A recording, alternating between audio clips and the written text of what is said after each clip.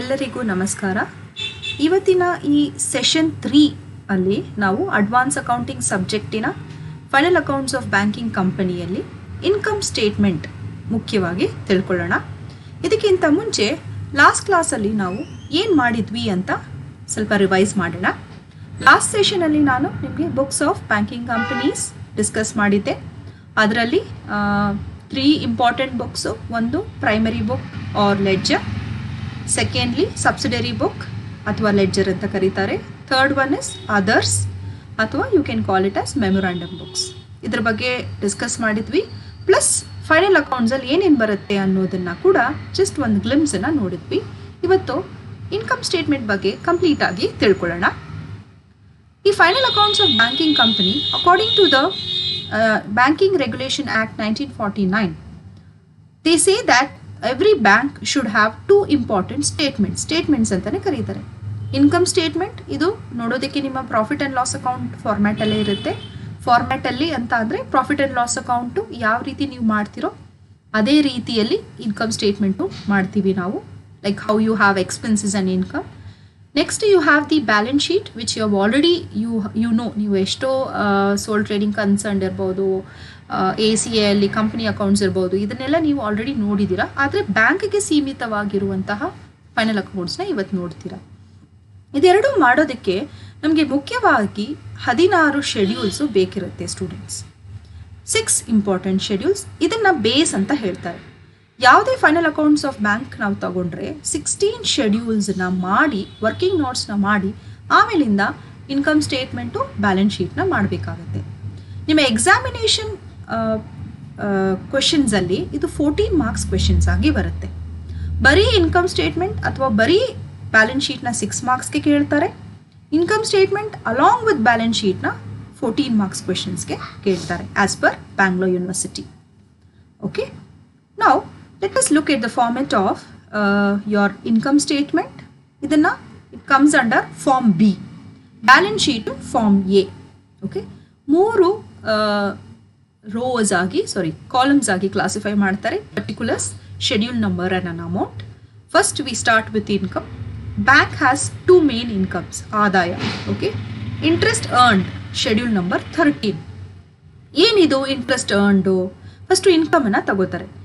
ಈ ಇಂಟ್ರೆಸ್ಟ್ ಅರ್ನ್ಡಲ್ಲಿ ಬ್ಯಾಂಕ್ಗೆ ಏನೇನು ಬರುತ್ತೆ ಅಂತ ನೋಡಿ.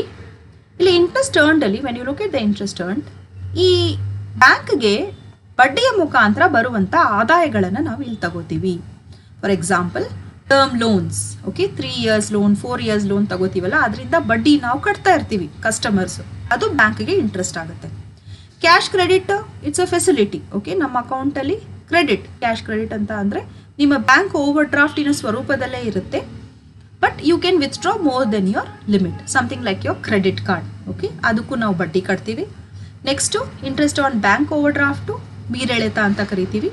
ಬ್ಯಾಂಕ್ ಓವರ್ ಡ್ರಾಫ್ಟ್ಗೆ ಕೂಡ ನಾವು ಈ ಫೆಸಿಲಿಟಿನ ಬ್ಯಾಂಕಲ್ಲಿ ತಗೊಂಡ್ರೆ ಬಡ್ಡಿ ಕಟ್ಟಬೇಕಾಗುತ್ತೆ. Discount also bill discounting. Okay, so ಇದೇ ಸಪ್ರೇಟ್ ಟಾಪಿಕ್ ಇದೆ ನಿಮಗೆ ಬ್ಯಾಂಕಿಂಗಲ್ಲಿ. ಬಿಲ್ಸ್ ಡಿಸ್ಕೌಂಟಿಂಗ್ ಅಂದರೆ ಏನು, ಇದು ಮಧ್ಯವರ್ತಿಯಾಗಿ ಬ್ಯಾಂಕು ಹೇಗೆ ಇನ್ಕಮನ್ನು ಅರ್ನ್ ಮಾಡುತ್ತೆ ಅಂತ. ಸೊ ಬಿಲ್ಸನ್ನು ಎನ್ಕ್ಯಾಶ್ ಮಾಡೋದ್ರಿಂದ ಅಥವಾ ಬಿಲ್ಸನ್ನು ಕ್ಯಾಶ್ ಆಗಿ ಕನ್ವರ್ಟ್ ಮಾಡೋದ್ರಿಂದ ಬ್ಯಾಂಕ್ಗೆ ಬರುವಂಥ ಆದಾಯಗಳು ಇದರಲ್ಲಿ ಬರುತ್ತೆ. ಇನ್ಕಮ್ ಆನ್ ಇನ್ವೆಸ್ಟ್ಮೆಂಟ್, ಬ್ಯಾಂಕ್ ಹೂಡಿಕೆ ಮಾಡುತ್ತಲ್ಲ, ಬೇರೆ ಬೇರೆ ಮ್ಯೂಚುವಲ್ ಫಂಡ್ಸ್ ಇರ್ಬೋದು, ಶೇರ್ಸ್ ಇರ್ಬೋದು, ಡಿಬೆಂಚರ್ಸ್ ಇರ್ಬೋದು, ಯಾವುದರಲ್ಲಿ ಬ್ಯಾಂಕು ಇನ್ವೆಸ್ಟ್ ಮಾಡಿದ್ರೆ ಅದರಿಂದ ಬರುವಂಥ ಆದಾಯ ಕೂಡ ಇಲ್ಲಿ ತಗೋತೀವಿ. Next interest in balance with RBIಯಲ್ಲಿ ನಾನು ನಿಮಗೆ ಹೇಳಿದ್ದೆ ಲಾಸ್ಟ್ ಟೈಮೇನೆ. Okay, statutory reserve ratio first ಸೆಷನಲ್ಲಿ ನೋಡಿದ್ವಿ ನಾವು. ಆಮೇಲೆ ಕ್ಯಾಶ್ ರಿಸರ್ವ್ ರೇಷಿಯೋ. ಸೊ ಅದರಲ್ಲಿ ಏನೇ ಅಂತ ಹೇಳ್ತಾರೆ, ಕ್ಯಾಶ್ ರಿಸರ್ವ್ ರೇಷಿಯೋದಲ್ಲಿ ಬ್ಯಾಂಕು RBIಯಲ್ಲಿ ಇಷ್ಟು ಪರ್ಸೆಂಟೇಜ್ ಅಂತ ದುಡ್ಡನ್ನು ಇಡಬೇಕಾಗತ್ತೆ. ಸೊ ಅದಕ್ಕೂ ಕೂಡ ಬ್ಯಾಂಕು ಬಡ್ಡಿ ಕೊಡುತ್ತೆ, ಅದು ಇಂಟ್ರೆಸ್ಟ್ ಅರ್ನ್ಡಲ್ಲಿ ಬರುತ್ತೆ. ಇನ್ನಿತರ ಇನ್ಕಮ್ಸ್ಗಳು ಬೇರೆ ಏನಾದರೂ ಇದ್ದರೆ that also will come under interest earned. So ಇಲ್ಲಿ ಕ್ಲಿಯರ್ ಆಗಿ ನೀವು ತಿಳ್ಕೊಳ್ಳಿ, ಇಂಟ್ರೆಸ್ಟ್ ಮಾತ್ರ ಈ ಪರ್ಟಿಕ್ಯುಲರ್ ಶೆಡ್ಯೂಲಲ್ಲಿ ಬರುತ್ತೆ. Next if you look at the next important schedule ಯಾವುದು ಅಂತ ಅಂದರೆ ಅದರ್ ಇನ್ಕಮ್ 14. ನೋಡಿ, 14 ಶೆಡ್ಯೂಲಲ್ಲಿ ಏನೇನು ಬರುತ್ತೆ ಅಂತ ನೋಡೋಣ. 14 ಶೆಡ್ಯೂಲಲ್ಲಿ draft making charges, DD charges. ಈಗ DD ನಾವು ತಗೋತೀವಿ ಬ್ಯಾಂಕಲ್ಲಿ ಅಂತ ಅಂದರೆ ಅದಕ್ಕೆ ನಾವು ದುಡ್ಡನ್ನ ಕಟ್ತೀವಿ, ಅದು ಬ್ಯಾಂಕಿಗೆ ಅದರ್ ಇನ್ಕಮ್ಸಲ್ಲಿ ಬರುತ್ತೆ. ಬ್ಯಾಂಕು ಮಧ್ಯವರ್ತಿಯಾಗಿ ಕಾರ್ಯನಿರ್ವಹಿಸುವ ಹಲವಾರು ಕಾರ್ಯಗಳಿದೆ. Like mediator, like commission earn ಮಾಡ್ಬೋದು, ಬ್ರೋಕರೇಜ್ ಅರ್ನ್ ಮಾಡ್ಬೋದು. ಸುಮಾರು ಟ್ರಾನ್ಸಾಕ್ಷನ್ಸಲ್ಲಿ ಬ್ಯಾಂಕು ಮಧ್ಯವರ್ತಿಯಾಗಿ ಕಾರ್ಯವನ್ನು ಎಕ್ಸಿಕ್ಯೂಟ್ ಮಾಡುತ್ತೆ. ಅಂತಹ ಸನ್ನಿವೇಶದಲ್ಲಿ ಕಮಿಷನ್, ಎಕ್ಸ್ಚೇಂಜ್, ಬ್ರೋಕರೇಜ್ ಇದನ್ನು ಇನ್ಕಮ್ ಆಗಿ ಅರ್ನ್ ಮಾಡುತ್ತೆ. So this also comes under other incomes. Locker rent, okay, ಕಸ್ಟಮರ್ಸ್ಗೆ ಲಾಕರ್ ಕೊಟ್ಟಿರ್ತಾರೆ ಬ್ಯಾಂಕು. ನಾವು ಹೇಗೆ ಮನೇನ ಬಾಡಿಗೆಗೆ ತಗೋತೀವೋ ಬ್ಯಾಂಕಲ್ಲಿ ನಾವು ಒಂದು ಲಾಕರ್ನ ತಗೊಳ್ಬೋದು ರೆಂಟ್ಗೆ. ಅದರಲ್ಲಿ ನಮ್ಮ ಹತ್ರ ಇರುವಂತಹ ಅಮೂಲ್ಯವಾದ ವಸ್ತುಗಳನ್ನು ಅಲ್ಲಿ ಇಡ್ಬೋದು. ಬಾಂಡ್ ಇರ್ಬೋದು, ಗೋಲ್ಡ್ ಇರ್ಬೋದು, ಜ್ಯುವೆಲರೀಸ್ ಇರ್ಬೋದು, ಅದನ್ನೆಲ್ಲ ನಾವು ಅದರಲ್ಲಿ ಇಡ್ಬೋದು. ಅದಕ್ಕೆ ನಾವು ಬಾಡಿಗೆ ಕಟ್ಟಬೇಕು. ಆ ಬಾಡಿಗೆನೂ ಕೂಡ ಬ್ಯಾಂಕ್ಗೆ ಅದರ್ ಇನ್ಕಮ್ ಆಗುತ್ತೆ. ಸೊ ಇಲ್ಲಿ ನೀವು ಬ್ಯಾಂಕ್ ಅಂತ ನಿಮ್ಮನ್ನು ಯೋಚನೆ ಮಾಡಿಕೊಂಡು ಅರ್ಥ ಮಾಡಿಕೊಂಡ್ರೆ ಚೆನ್ನಾಗಿ ಅರ್ಥ ಆಗುತ್ತೆ. ಓಕೆ, ಸೊ ನೀವು ಬ್ಯಾಂಕ್ ಆಗಿದ್ರೆ ನಿಮಗೆ ಬ್ಯಾಂಕಲ್ಲಿ ಇಷ್ಟು ಬೇರೆ ಬೇರೆ ತರಹದ ಆದಾಯಗಳು ಬರುತ್ತೆ. ಡಿವಿಡೆಂಟ್ ಅಂತ ಅಂದರೆ ಬ್ಯಾಂಕು ಬೇರೆ ಕಂಪನೀಸ್ ಶೇರ್ಸಲ್ಲಿ ಇನ್ವೆಸ್ಟ್ ಮಾಡಿರುತ್ತೆ, ಹೌದಾ ಇಲ್ವಾ? ಬ್ಯಾಂಕು ಇರುವಂತಹ ಅದಕ್ಕೆ ಎಕ್ಸ್ಟ್ರಾ ದುಡ್ಡನ್ನು ಹಾಗೆ ಇಟ್ಕೊಂಡಿರಲ್ಲ. It will also invest. ಸಾಲ ಎಲ್ಲ ಕೊಟ್ಟು ಮತ್ತೆ ಉಳಿಕೆ ದುಡ್ಡು ಏನಾದರೂ ಇದ್ದರೆ ಅದು ಕೂಡ ಬ್ಯಾಂಕು ಏನು ಮಾಡುತ್ತೆ? ಇನ್ವೆಸ್ಟ್ ಮಾಡುತ್ತೆ. ಬೇರೆ ಶೇರ್ಸಲ್ಲಿ ಇನ್ವೆಸ್ಟ್ ಮಾಡುತ್ತೆ, ಮ್ಯೂಚುವಲ್ ಫಂಡ್ಸಲ್ಲಿ ಇನ್ವೆಸ್ಟ್ ಮಾಡುತ್ತೆ. ಅದರಿಂದ ಬರುವಂತಹ ಆದಾಯವನ್ನು ಡಿವಿಡೆಂಡ್ಸ್ ಅಂತ ಕರಿತೀವಿ. Profits on exchange transaction, foreign exchange transactions ಏನಾದರೂ ಬ್ಯಾಂಕ್ಗಳು ಮಾಡಿದ್ರೆ ಅದರಿಂದ ಬರುವಂತಹ ಲಾಭ ಕೂಡ ಈ ಅಕೌಂಟಲ್ಲಿ ಬರುತ್ತೆ. ಟ್ರಾನ್ಸ್ಫರ್ ಫೀಸಸ್ ಇರ್ಬೋದು, ರಿಜಿಸ್ಟ್ರೇಷನ್ ಫೀಸಸ್ಸು. ಟ್ರಾನ್ಸ್ಫರ್ ಅಂದರೆ share transfer fees. Bank registration fees, ಕೆಲವೊಂದು ರಿಜಿಸ್ಟ್ರೇಷನ್ಗೆ ಬ್ಯಾಂಕು ಚಾರ್ಜ್ ಮಾಡುತ್ತೆ. ಸೊ ಈ ಎಲ್ಲ ಫೀಸಸ್ಸು ಕೂಡ ಅದರ್ ಇನ್ಕಮ್ಸಲ್ಲಿ ಬರುತ್ತೆ. ನೆಕ್ಸ್ಟು ನೀವು profit on sale of fixed asset. Okay, ಬ್ಯಾಂಕಲ್ಲಿರುವಂಥ ಸ್ಥಿರ ಆಸ್ತಿಗಳನ್ನು ಮಾರಾಟ ಮಾಡಿದಾಗ ಅದರಿಂದ ಬರುವ ಪ್ರಾಫಿಟನ್ನು ಆ್ಯಡ್ ಮಾಡ್ಕೋಬೇಕು. ನಾವು ಬರುವ ಲಾಸನ್ನು ಮೈನಸ್ ಮಾಡಬೇಕು.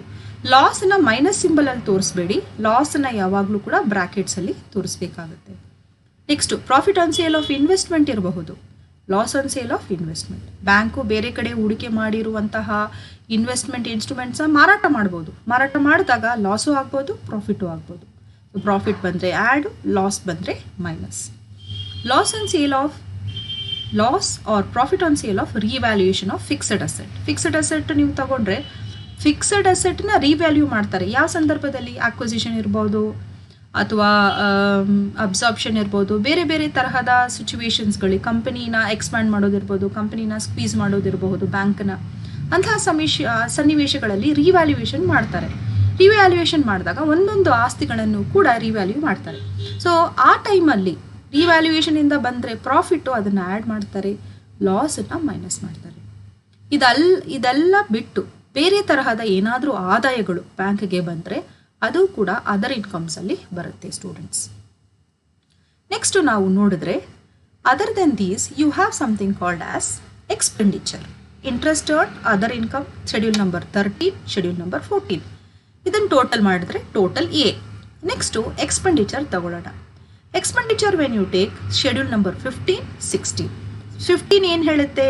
ಇಂಟ್ರೆಸ್ಟ್ ಎಕ್ಸ್ಪೆಂಡೆಡ್, ಬ್ಯಾಂಕು ಬಡ್ಡಿಯಾಗಿ ಖರ್ಚು ಮಾಡುವ ದುಡ್ಡು ಎಕ್ಸ್ಪೆಂಡೆಡ್.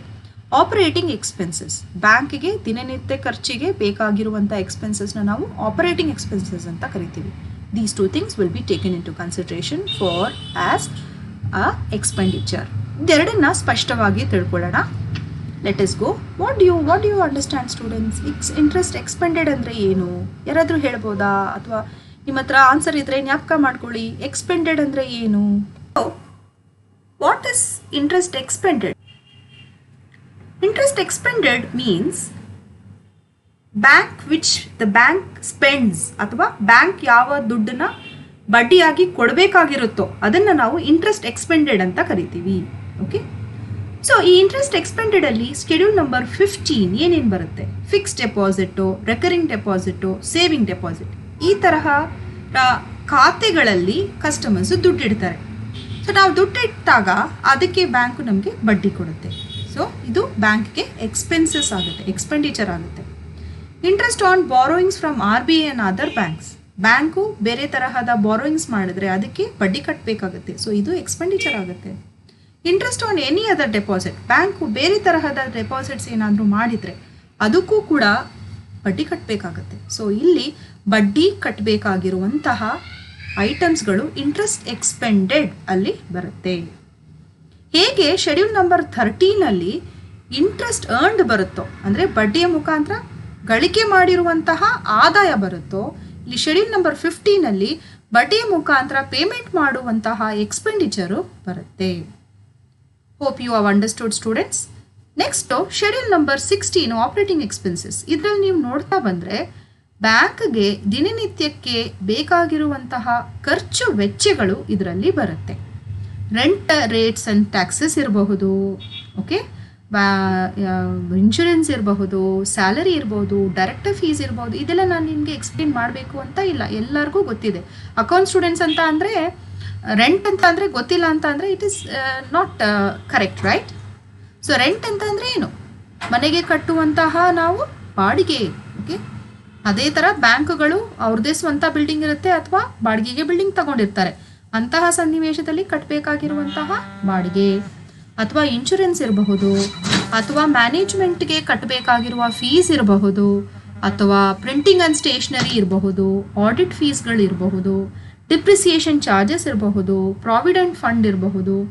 ಇಂತಹ ಹಲವಾರು ವಿಷಯದಲ್ಲಿ ಹಲವಾರು ರೀತಿಯಾದ ಖರ್ಚುಗಳು, ದಿನನಿತ್ಯಕ್ಕೆ ಬೇಕಾಗಿರುವಂಥ ಖರ್ಚುಗಳಿಗೆ ಬ್ಯಾಂಕ್ ಕಟ್ಟಬೇಕಾಗಿರುವಂತಹ so these are all the operating expenses which the bank pays. Okay, advertisement ಇರ್ಬೋದು, ಪಬ್ಲಿಸಿಟಿ. ಇತ್ತೀಚೆಗೆ ನೀವು ನೋಡಿರ್ಬೋದು ಹಲವಾರು ಅಡ್ವರ್ಟೈಸ್ಮೆಂಟ್ಸ್ಗಳು, ಬ್ಯಾಂಕಿನ ರಿಲೇಟೆಡ್ ಅಡ್ವರ್ಟೈಸ್ಮೆಂಟ್ಸ್ಗಳು ಬರುತ್ತೆ. News channels, especially news channels like CNN ಅಥವಾ ಬೇರೆ ತರಹದ ನ್ಯೂಸ್ ಚಾನೆಲ್ಸಲ್ಲಿ. So these are all the expenses of the banking. General expenses, law charges ಇರ್ಬೋದು. ಬ್ಯಾಂಕು ಕೆಲವೊಂದು ಸತಿ ಕೋರ್ಟ್ ಕೇಸ್ಗಳಿರುತ್ತೆ, ಇಶ್ಯೂಸ್ ಇರುತ್ತೆ, ಲೋನನ್ನು ತಗೊಂಡಿರ್ತಾರೆ, ಕಟ್ಟೋದಿಲ್ಲ. ಅಂತಹ ಸನ್ನಿವೇಶದಲ್ಲಿ ಬ್ಯಾಂಕು ಲಾಯರ್ಗೆ ಕೋರ್ಟ್ಗೆ ಎಕ್ಸ್ಪೆನ್ಸಸ್ ಪೇ ಮಾಡಬೇಕಾಗುತ್ತೆ. ಅಂತಹ ಚಾರ್ಜಸ್ ಎಲ್ಲನೂ ಕೂಡ ಲಾ ಚಾರ್ಜಸ್ ಇರ್ಬೋದು, ಜನರಲ್ ಎಕ್ಸ್ಪೆನ್ಸಸ್ ಇರ್ಬೋದು, ಇಂತಹ ಚಾರ್ಜಸ್ಸು ಶೆಡ್ಯೂಲ್ ನಂಬರ್ 16 ಬರುತ್ತೆ. ಮತ್ತು ಮೇಂಟೆನೆನ್ಸು, ಸನ್ರಿ ಚಾರ್ಜಸ್. ಮೇಂಟೆನೆನ್ಸ್ ಅಂತ ಅಂದರೆ maintenance, routine maintenance of the bank. ಆಪರೇಷನ್ಗೆ ಯಾವ್ದು ಬೇಕಾಗುತ್ತೆ, ಎಲೆಕ್ಟ್ರಿಸಿಟಿ ಬಿಲ್ಲು, ವಾಟರ್ ಬಿಲ್ಲು, ಇವೆಲ್ಲ ಮೇಂಟೆನೆನ್ಸ್ಗೆ ಬೇಕೇ ಆಗುತ್ತಲ್ಲ. ಅಕಸ್ಮಾತ್ ಎಲೆಕ್ಟ್ರಿಸಿಟಿ ಬಿಲ್ ಕಟ್ಟಿಲ್ಲ ಅಂತ ಅಂದರೆ what will happen, they will take out this one. So ಇವೆಲ್ಲನೂ ಆಪರೇಟಿಂಗ್ ಎಕ್ಸ್ಪೆನ್ಸಸಲ್ಲಿ ಬರುತ್ತೆ. ನೆಕ್ಸ್ಟು ಒಂದು ಇಂಪಾರ್ಟೆಂಟ್ ಐಟಮ್ ಪ್ರಾವಿಷನ್ಸ್ ಆ್ಯಂಡ್ ಕಂಟಿಂಜೆನ್ಸೀಸ್ ಅಂತ ಕರೀತಾರೆ. ಏನಿದು ಪ್ರಾವಿಷನ್ಸ್ ಆ್ಯಂಡ್ ಕಂಟಿಂಜೆನ್ಸೀಸ್ ಅಂತ ಅಂದರೆ, ಬ್ಯಾಂಕು ಹಣವನ್ನು ಕೆಲವೊಂದು ಪರ್ಪಸ್ಗೆ ತೆಗೆದಿಡುತ್ತೆ. ಯಾವುದೇ ಹಣವನ್ನು ನಾವು ತೆಗೆದಿಟ್ಟರೆ ಅದನ್ನು ಪ್ರಾವಿಷನ್ಸ್ ಅಂತ ಹೇಳ್ತೀವಿ. ಕಂಟಿಂಜೆನ್ಸಿ ಅಂತ ಅಂದರೆ ಅದು ಸಿಚುವೇಶನ್, ಆಗ್ಬೋದು ಆಗದೆ ಹೋಗ್ಬೋದು. ಓಕೆ, ಈಗ COVID-19 ಯಾರಾದರೂ ಯೋಚನೆ ಮಾಡಿದ್ವಾ ಆಗುತ್ತೆ ಅಂತ? ಖಂಡಿತ ಇಲ್ಲ. ಸೊ ಆ ತರಹದ ಹಲವಾರು ಕಂಟಿಂಜೆನ್ಸಿ, ವಾರ್ ಇರಬಹುದು, ಪ್ರಳಯ ಇರಬಹುದು, ಫ್ಲಡ್ಸ್ ಇರ್ಬೋದು, ಇವೆಲ್ಲನೂ ಕೂಡ ಕಂಟಿಂಜೆನ್ಸೀಸ್ ಅಂತ ಹೇಳ್ತೀವಿ. ಈ ಪರ್ಪಸ್ಸಿಗೋಸ್ಕರ ಎಲ್ಲ ಬ್ಯಾಂಕ್ಗಳು ಕೆಲವೊಂದು ಹಣವನ್ನು ತೆಗೆದಿಡುತ್ತೆ. So those are all called as contingencies and provision for that. ಏನೇನಕ್ಕೆ ನಾವು ಪ್ರಾವಿಷನ್ಸನ್ನು ಮಾಡ್ಬೋದು? ಒಂದು ಬ್ಯಾಡ್ ಡೆಟ್ಸ್ ಇರಬಹುದು. ಓಕೆ, ಬ್ಯಾಡ್ ಡೆಟ್ಸ್ ನಿಮ್ಗೆ ಗೊತ್ತಿದೆ, ಕಸ್ಟಮರು ರೀಪೇಮೆಂಟ್ ಮಾಡದೇ ಇರೋವಾಗ ನಾನ್ ಪರ್ಫಾರ್ಮಿಂಗ್ ಅಸೆಟ್ ಬಗ್ಗೆ ಡಿಸ್ಕಸ್ ಮಾಡಿದೆ. ಡೌಟ್ಫುಲ್ ಡೆಟ್ಸ್ ಇರಬಹುದು, ಟ್ಯಾಕ್ಸ್ ಇರಬಹುದು, ಪ್ರಾವಿಷನ್ಸ್ ಆ್ಯಂಡ್ ಕಂಟಿಂಜೆನ್ಸೀಸ್, ಅದೇ ಹೇಳಿದ್ನಲ್ಲ, ಸಿಚುವೇಶನ್ಸ್, ವೆರಿ ಬ್ಯಾಡ್ ಸಿಚುವೇಶನ್ಸ್ಗೆ ಕೊಡುವಂತಹ ಪ್ರಾವಿಷನ್ಸ್ ಇರ್ಬೋದು, ಡಿಪ್ರಿಸಿಯೇಷನ್ಗೆ ಪ್ರಾವಿಷನ್ಸ್ ಇರ್ಬೋದು. ಸೊ ಇದೆಲ್ಲ ಪ್ರಾವಿಷನ್ಸು ಅಂಡರ್ ಪ್ರಾವಿಷನ್ಸ್ ಆ್ಯಂಡ್ ಕಂಟಿಂಜೆನ್ಸೀಸಲ್ಲಿ ಬರುತ್ತೆ. So provisions and ಕಂಟಿಂಜೆನ್ಸೀಸು, this is not a schedule. ಇದು ಶೆಡ್ಯೂಲ್ ಆಗಿ ಆಗಲ್ಲ. ಇದೇನಾಗುತ್ತೆ ಅಂತ ಅಂದರೆ it's a part of your income statement. Okay, so ಈಗ ನಾವು ಮೇನ್ ಫಾರ್ಮ್ಯಾಟನ್ನು ಒಂದ್ಸತಿ ನೋಡೋಣ. ನಾವು ತಿಳ್ಕೊಂಡಿದ್ದೀವಿ schedule number 13 interest earned, schedule number 14 other incomes, schedule number 15 interest expended, schedule number 16 operating expenses. ಇದು 4 ಶೆಡ್ಯೂಲನ್ನು ಫಾರ್ಮ್ಯಾಟಲ್ಲಿ ಯಾವ ರೀತಿ ನಾವು ಬರಿಬೇಕು ಅಂತ. ಫಸ್ಟು ಇನ್ಕಮ್ ತಗೋಬೇಕು. Interest earn schedule number 13, other income schedule number 14 total ಮಾಡ್ಕೋಬೇಕು, ಅದು ಎ ಆಗುತ್ತೆ. ನೆಕ್ಸ್ಟು ಎಕ್ಸ್ಪೆಂಡಿಚರ್, ಇದರಲ್ಲಿ ಇಂಟ್ರೆಸ್ಟ್ ಎಕ್ಸ್ಪೆಂಡೆಡು 15 ಆಗುತ್ತೆ, ಆಪರೇಟಿಂಗ್ ಎಕ್ಸ್ಪೆನ್ಸಸ್ಸು 16 ಆಗುತ್ತೆ. ಇದಲ್ದಿರೆ ನಾನು ಹೇಳಿದ್ನಲ್ಲ ಪ್ರಾವಿಷನ್ ಆ್ಯಂಡ್ ಕಂಟಿಂಜೆನ್ಸಿ ಶೆಡ್ಯೂಲ್ ಬರಲ್ಲ, ಅದು ಕೂಡ ನೀವು ಇಲ್ಲೇ ತಗೋಬೇಕಾಗುತ್ತೆ. ಸೊ ಬಿನ ಟೋಟಲ್ ಮಾಡ್ಕೊಳ್ಳಿ. ಸೊ ಎ ಮೈನಸ್ ಬಿ ಏನು ಬರುತ್ತೋ ಅದನ್ನು ಪ್ರಾಫಿಟ್ ಅಥವಾ ಲಾಸ್ ಅಂತ ಕರಿತೀವಿ. ಇನ್ಕಮ್ ಜಾಸ್ತಿ ಆಗಿದ್ದು ಎಕ್ಸ್ಪೆಂಡಿಚರ್ ಕಡಿಮೆ ಇದ್ದರೆ ಪ್ರಾಫಿಟ್ ಬರುತ್ತೆ, ಸರ್ಪ್ಲಸ್ ಅಂತ ಕರಿತೀವಿ. ಇದು ಬ್ಯಾಲೆನ್ಸ್ ಶೀಟ್ಗೆ ಹೋಗುತ್ತೆ. ಮತ್ತು ಅಕಸ್ಮಾತ್ ಎಕ್ಸ್ಪೆಂಡಿಚರ್ ಜಾಸ್ತಿ ಆಗಿ ಇನ್ಕಮ್ ಕಡಿಮೆ ಇದ್ದಾಗ ಲಾಸ್ ಆಗಿ ಆಗುತ್ತೆ. ಸೊ ಇದು ಎ ಮೈನಸ್ ಬಿ. ಓಕೆ, ಇದಾದ ನಂತರ ಏನಾದರೂ ಲೆಕ್ಕದಲ್ಲಿ ಪ್ರೀವಿಯಸ್ ಇಯರ್ ಪ್ರಾಫಿಟ್ಸ್ ಏನಾದರೂ ಕೊಟ್ಟಿದ್ರೆ ಅದನ್ನು ಬ್ರಾಟ್ ಡೌನ್ ಮಾಡಬೇಕು. ಇದಾದಮೇಲೆ ಇದನ್ನು ಟೋಟಲ್ ಮಾಡ್ಕೊಳ್ಳಿ. ಇದು C. Okay, profit and loss account of the current year, profit and loss account of the previous year. ಈ ಟೋಟಲಿಂದ ಎಲ್ಲ ಬ್ಯಾಂಕ್ಸ್ಗಳು ಕೆಲವೊಂದು ಟ್ರಾನ್ಸ್ಫರ್ಗಳನ್ನು ಮಾಡುತ್ತೆ. ಓಕೆ, ಕೆಲವೊಂದು ಪರ್ಪಸ್ಗೆ ಇಟ್ಟಿರುವಂತಹ ಟ್ರಾನ್ಸ್ಫರ್ ಫಾರ್ ಸ್ಟ್ಯಾಟ್ಯುಟರಿ ರಿಸರ್ವ್. ನಾವು ಥಿಯರಿ ಓದಬೇಕಾದ್ರೆ ಸ್ಟ್ಯಾಟ್ಯುಟರಿ ರಿಸರ್ವ್ 25% ಕೊಡಬೇಕು ಅಂತ ನಾವು ಓದಿದ್ವಿ. Yes or no? ಸೊ ಅದಕ್ಕೆ ಸೀಮಿತವಾಗಿ ಈಗ ಟೋಟಲ್ ಪ್ರಾಫಿಟ್ಸ್ ಮೇಲೆ ಕ್ಯಾಲ್ಕುಲೇಟ್ ಮಾಡಬೇಕು. ಅಕಸ್ಮಾತು ಇಲ್ಲಿ 10,000 ಪ್ರಾಫಿಟ್ಸ್ ಬಂದಿದೆ ಅಂತ ಅಂದ್ಕೊಳ್ಳಿ. ಸೊ ಸ್ಟ್ಯಾಟ್ಯುಟರಿ ರಿಸರ್ವ್ ಇದು ಲೆಕ್ಕದಲ್ಲಿ ಕೊಡಲ್ಲ, ಆದರೆ ನಾವು ಮಾಡಲೇಬೇಕಾಗಿರುವಂತಹ ಇದು ಅಡ್ಜಸ್ಟ್ಮೆಂಟ್. ಸೊ 10,000ಅಲ್ಲಿ 25% 25,000 ತಗೋಬೇಕು. ಅಂದರೆ ಎಷ್ಟು ಬರುತ್ತೋ ಪ್ರಾಫಿಟ್ ಅದ್ರ ಮೇಲೆ 25% ಕೊಡಬೇಕು. Other reserve government and government transfer to government ಅಥವಾ ಪ್ರಪೋಸ್ ಡಿವಿಡೆಂಟು ಇದೆಲ್ಲನೂ ಕೂಡ ಲೆಕ್ಕದಲ್ಲಿ ಕೊಟ್ಟರೆ ಮಾತ್ರ ನಾವು ಮಾಡಬೇಕಾಗಿರುತ್ತೆ. ಓಕೆ, ಸೊ ಪ್ರಪೋಸ್ ಡಿವಿಡೆಂಟ್ ಅಂತ ಅಂದರೆ ಬ್ಯಾಂಕು ಅವರ ಶೇರ್ ಹೋಲ್ಡರ್ಸ್ಗೆ ಡಿವಿಡೆಂಟ್ ಡಿಕ್ಲೇರ್ ಮಾಡುತ್ತೆ, ಅದನ್ನು ಪ್ರಪೋಸ್ ಡಿವಿಡೆಂಟ್ ಅಂತ ಕರಿತೀವಿ. ಟ್ರಾನ್ಸ್ಫರ್ ಟು ಗವರ್ಮೆಂಟ್ ಅಂತ ಅಂದರೆ ಬ್ಯಾಂಕು ಕೆಲವೊಂದು ಸತಿ ಗವರ್ಮೆಂಟ್ ಬ್ಯಾಂಕ್ಸು ಪಬ್ಲಿಕ್ ಸೆಕ್ಟರ್ ಬ್ಯಾಂಕ್ಗೆ ಇಷ್ಟು ಪರ್ಸೆಂಟೇಜ್ ಗೌರ್ಮೆಂಟ್ಗೆ ಟ್ರಾನ್ಸ್ಫರ್ ಮಾಡಬೇಕು ಅಂತ ರೂಲ್ಸ್ ಆ್ಯಂಡ್ ರೆಗ್ಯುಲೇಷನ್ ಇದ್ದಾಗ ಅದನ್ನು ನಾವು ಇಲ್ಲಿ ಬರಿಬೇಕಾಗುತ್ತೆ. ಸೊ ಟೋಟಲ್ ಪ್ರಾಫಿಟ್ಸಲ್ಲಿ ಇದೆರಡನ್ನು ಇಲ್ಲಿ ಬರಿಬೇಕು. ಓಕೆ, ಸೊ ಈ ಟೋಟಲು ಸೇಮ್ ಇರಬೇಕು. ಓಕೆ, ಇಲ್ಲಿ 10,000 ಅಂತ ಅಂದರೆ ಸ್ಟ್ಯಾಟ್ಯುಟರಿ ರಿಸರ್ವ್ 25% ಅಂತ ಅಂದರೆ 2,500. ಸೊ 10,000ಅಲ್ಲಿ 2,500 ಹೋದರೆ ಇಲ್ಲಿ ಬ್ಯಾಲೆನ್ಸ್ ಬಂದು ಪ್ರಾಫಿಟ್ ಆ್ಯಂಡ್ ಲಾಸ್ ಅಕೌಂಟ್ ಬ್ಯಾಲೆನ್ಸಲ್ಲಿ ಬರಿಬೇಕಾಗುತ್ತೆ. ಸೊ 10,000ಅಲ್ಲಿ 2,500 ಹೋದರೆ ಎಷ್ಟಾಗುತ್ತೆ? You get 7,500. ಅದನ್ನು ಇಲ್ಲಿ ಬರಿಬೇಕಾಗುತ್ತೆ. So this is the format of your profit and loss account. ನಿಮಗೆ ಇಷ್ಟುವರೆಗೂ ನಾನು ಮಾಡಿರೋದ್ರಲ್ಲಿ ಏನಾದರೂ ಡೌಟ್ಸ್ ಇದ್ದರೆ ನೀವು ನನಗೆ ಕಮೆಂಟ್ಸಲ್ಲಿ ಕೇಳಬಹುದು. ಓಕೆ, ಸೊ ತುಂಬ ಈಸಿ ಪ್ರಾಬ್ಲಮ್ಸು 6 ಮಾರ್ಕ್ಸ್ಗೆ ಬರುತ್ತೆ. 14 ಮಾರ್ಕ್ಸ್ ಅಂತ ಅಂದರೆ ಇದ್ರ ಜೊತೆಯಲ್ಲಿ ಬ್ಯಾಲೆನ್ಸ್ ಶೀಟು ಬರುತ್ತೆ. ಓಕೆ, ಸೊ ಇನ್ಕಮ್ ತಗೋಬೇಕು, ಅದರ ಜೊತೆಯಲ್ಲಿ ನೆಕ್ಸ್ಟು ಟೋಟಲ್ ಮಾಡ್ಕೋಬೇಕು 13 and 14 ಶೆಡ್ಯೂಲ್. ಎಕ್ಸ್ಪೆಂಡಿಚರಲ್ಲಿ 15 and 16 ಶೆಡ್ಯೂಲ್ ಮಾಡಬೇಕು, ಟೋಟಲ್ ಬರುತ್ತೆ.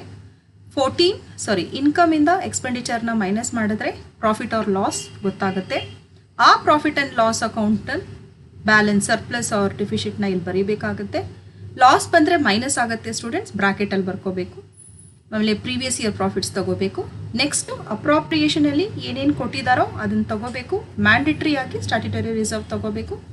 ಇದನ್ನು ಕಳಚಿ ಈ ಟೋಟಲ್ ಸೇಮ್ ಇರಬೇಕು. ಈ ಟೋಟಲಿನಿಂದ ಈ ಎಲ್ಲ ರಿಸರ್ವನ್ನು ಕಳಿಸ್ಬಿಟ್ಟು ಉಳಿಕೆ ಇರೋದನ್ನು ಬ್ಯಾಲೆನ್ಸ್ ಕ್ಯಾರಿ ಡೌನ್ ಅಂತ ಹೇಳ್ತೀವಲ್ಲ, ಈ ಬ್ಯಾಲೆನ್ಸ್ನ ನಾವು ಬ್ಯಾಲೆನ್ಸ್ ಶೀಟ್ಗೆ ತಗೋತೀವಿ. This is about your income statement. Okay, so reference books ಇದೆರಡೂ ನಾನು ತಗೊಂಡಿರೋದು ರಾಜೇಶ್ ಕುಮಾರ್, ಅನಿಲ್ ಕುಮಾರ್ ಸರ್, ಮರಿಯಪ್ಪ ಅದು, ಆಮೇಲೆ SP Jain and Nar. This is available in the market. Thank you students. Thanks you one and all.